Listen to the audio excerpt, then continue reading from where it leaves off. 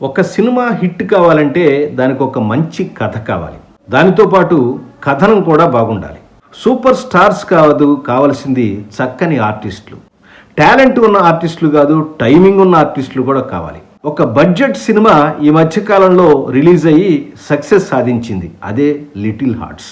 మౌళి అనే యూట్యూబరు, అంటే ఇంతకుముందు 90s అనేటువంటి ఒక వెబ్ సిరీస్తో పాపులర్ అయినటువంటి కుర్రాడే.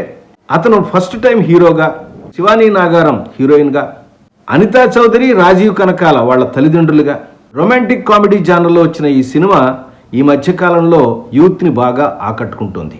ఈ సినిమా కథ బాగుండటం, క్లీన్ ఎంటర్టైన్మెంట్గా ఉండటం, కథనం కూడా ప్రేక్షకులకు నచ్చటం ఈ సినిమా యొక్క సక్సెస్కి ప్రధాన కారణం.